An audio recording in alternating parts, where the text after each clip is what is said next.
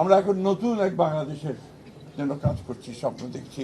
আমাদের নেতা, আমাদের তরুণ নেতা, আমাদের দলের চেয়ারম্যান এবং বর্তমান প্রধানমন্ত্রী তারেক রহমান সাহেবের নেতৃত্বে, এবং অতি অল্প সময়ের মধ্যেই তিনি যে দেশের মানুষের মধ্যে যে একটা অবস্থান করে নিয়েছেন, যে তিনি কাজ শুরু করেছেন এবং কাজ করবেন, এবং তার বিভিন্ন কর্মপদ্ধতিতে সেটাই প্রমাণিত হচ্ছে।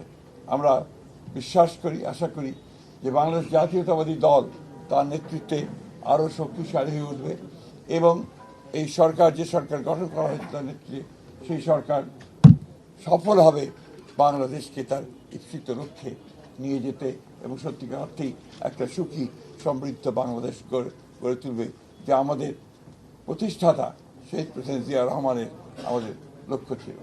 আমরা আশা করব যে আমাদের বাংলাদেশের সব মানুষ আমাদের দলকে সহায়তা করবে পূর্বের মতো সবসময়। খুব শীঘ্রই স্থানীয় সরকার নির্বাচন দিবেন, আজকে আবার কয়েকটি সিটি কর্পোরেশনের প্রতিনিধি নিয়োগ করা হলো, তার মানে কি স্থানীয় সরকার নির্বাচন থেকে পিছিয়ে যাচ্ছে কিনা? না, স্থানীয় সরকার নির্বাচনের বিষয়ে কত নিয়মকানুন আছে তো সরকারি এবং যে প্রথাগুলো আছে সেগুলো কতগুলো মেয়াদ আছে, কতগুলো মেয়াদ শেষ হয়ে গেছে, সবগুলোকে এক জায়গায় নিয়ে এসে আমরা সরকারের তরফ থেকে একটা সঠিক সময়ে এই নির্বাচনগুলো দেওয়ার ব্যবস্থা আমরা করবো। তবে নিঃসন্দেহে এই নির্বাচনকে প্রাধান্য দেওয়া হবে।